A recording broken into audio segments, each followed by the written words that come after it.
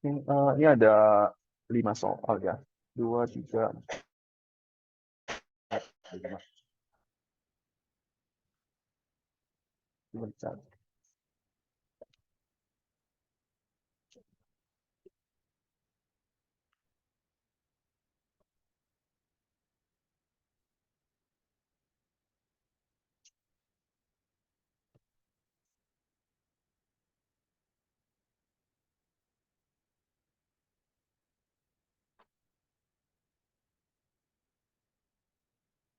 Misalkan min 1 kali X merupakan bagian dari solusi itu.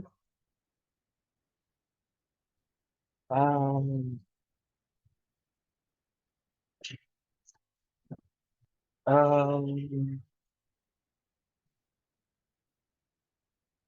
Oke, karena dia kuat, karena dia ada mutlak ya, karena dia mutlak kita kuat dari dia ya. Jadinya 2x tambah b pangkat 2 kurang dari a pangkat 2. Ini kita pindahin ke kiri, pangkat 2 dikurang a pangkat 2 kurang dari 0. Jadinya 2x tambah b tambah a, 2x tambah b kurang a kurang dari 0. Oke, berarti kalau yang pertama, kan dia sama dengan minus a minus b per 2. Kalau yang kedua, min a dikurang b per 2. Oke, terus karena dia kurang dari 0, berarti jawabannya itu ada di antara minus a minus b per 2 kurang dari x kurang dari a minus b per 2. Terus pertanyaannya, apakah min 1 sampai 1 adalah bagian dari jawaban kita? Nah, berarti kita pengen tahu apakah dia ada di bagian dari situ atau enggak. Oke. Pertama, kalau yang nomor satu sendiri itu nggak cukup ya. Ya, satu sendiri nggak cukup. Karena kalau nomor satu, kan kita hanya tahu informasi tentang A doang. A-nya antara 0 sampai 10. Oke. Misalkan kalau misal A-nya 5 deh. Kalau A-nya 5,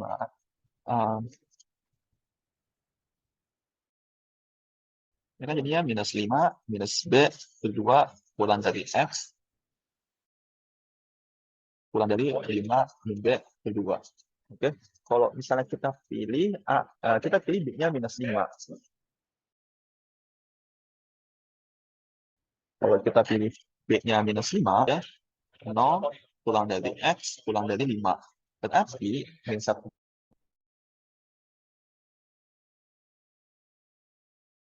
kurang dari X kurang dari 1, depan termasuk B-nya itu minus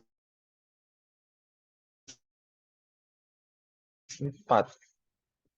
Kalau kita pilih B-nya itu minus 4, kita dapat jawabannya itu di sini minus 3 deh. Minus 3, kita dapat jawabannya 4. Berarti dia termasuk jawaban. Nah, minimal sama min 3 kan jawabannya beda. Dia nggak konsisten. Jadi kalau hanya diketahui nomor 1 itu tidak bisa tidak menjawab pertanyaan. Oke. Jadi kita bisa coba-coba sih A-nya berapa. Terus apakah hasilnya itu akan selalu sama atau enggak. Nah, sekarang gimana kalau kita masukin ke yang pilihan kedua, A min B sama dengan 5. Kalau A min B sama dengan 5, berarti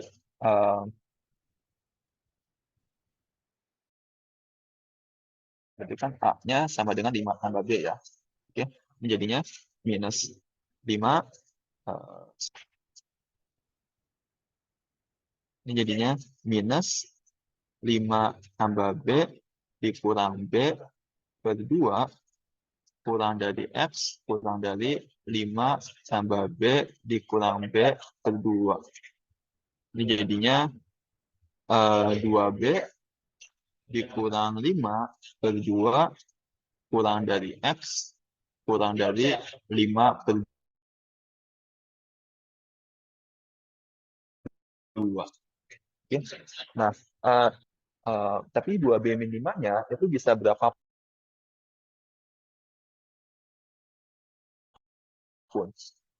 Misalnya kalau berarti dia memenuhi,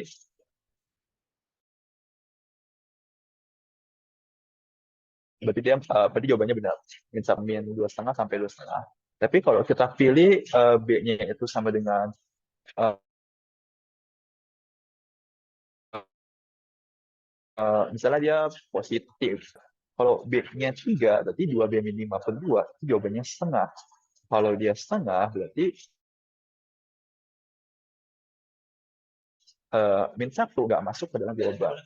Jadi kalau kita pilih nilai B yang berbeda, hasilnya bisa jadi berbeda. Karena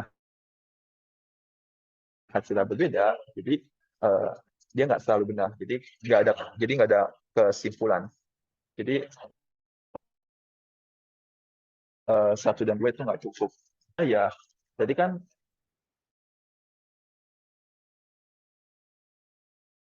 kalau misalnya kita anggap 2 itu benar, sedangkan nomor 1 itu hanya diketahui nilai A-nya doang, B-nya nggak diketahui. Jadi ya nggak ngebantu jawaban.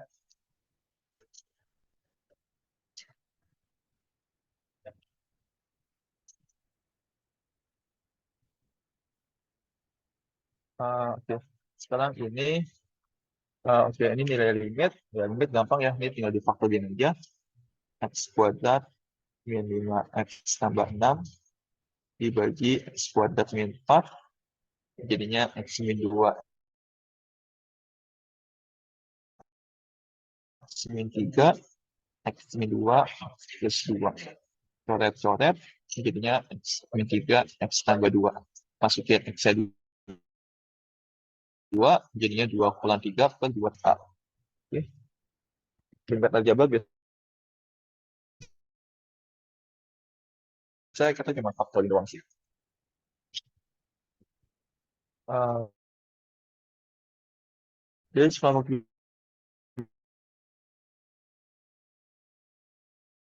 bilangan asli 5,67 dari segi keduanya kurang dari 9.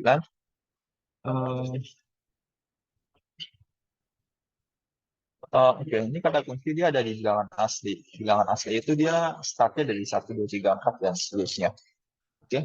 Uh, Terus ditanya apakah selisihnya kurang dari 9. Kalau selisihnya kurang dari 9, kita lihat aja pertama U tambah W kurang dari 10. Berarti kan di 9, nah, dia bisa 91, 71, atau dibalik 1817, dan seterusnya. Oke. Dan mau pilihannya berapapun, selisih antara 5, 6, 7, dan UE itu nggak ada yang lebih dari 9. Oke. Karena kalau kita ngomongin selisih kurang dari 9, itu kan artinya di jumlah dia lebih dari 9 ya. Oke. Jadi yang paling kecil itu kan 5. 5 tambah 9 itu 14. Jadi ada nggak sih 5, 6, 7 UE yang nilainya 14 atau lebih? Kalau U tambah W kurang dari 10, itu artinya U sama W-nya itu dia udah pasti kurang dari 14. U kurang dari 14, W-nya kurang dari 14. Lalu kalau W-nya kurang dari 10, ini juga sama. U-nya kurang dari 14, W-nya kurang dari 14. Nah, karena U sama W-nya kurang dari 14 semua, jadi dia dan 1 itu udah cukup ya. U tambah W kurang dari 10 itu udah cukup. U kali W kurang dari 10 itu juga cukup. Karena ya perkalian kalau kurang dari 10, berarti kan masing-masing yang D. 1 saja cukup, 2 juga cukup.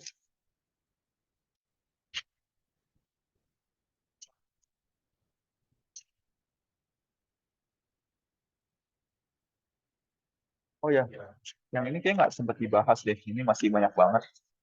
Jadi mungkin next time aja.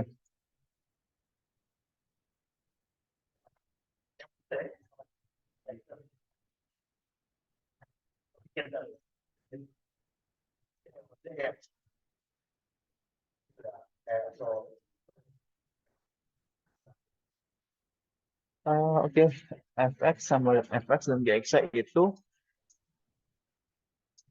yaudah ini tinggal kita hitung aja ya. Pertama kita hitung kalau a-nya 0. Kalau a-nya 0, y 0 sama dengan 1 dibagi 0 kurang 1 sama dengan min 1, f min 1 sama dengan 12 dibagi 2 dikali min 1. Min 1 pangkat 2 ditambah min 1 ditambah 3 sama dengan 2 kurang 1, 1, 1 tambah 3, 4, 12 bagi 3, 4. Jadi jawabannya 4. Kalau A-nya sama dengan 3, ya 3 sama dengan 1 dibagi 3 kurang 1 sama dengan setengah. Sedangkan F setengah itu sama dengan 12 dibagi 2 dikali setengah pangkat 2 ditambah setengah ditambah 3. Sama dengan 2 kali seperempat itu setengah, setengah tambah setengah. Itu 1, 1 tambah 3 itu 4, 12 bagi 4 itu 3.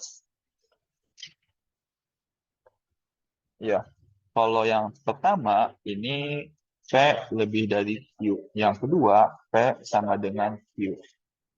Jadi tidak dapat ditentukan ya.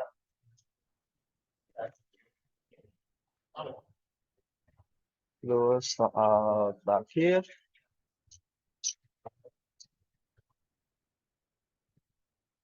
ini soal beneran soal terakhir.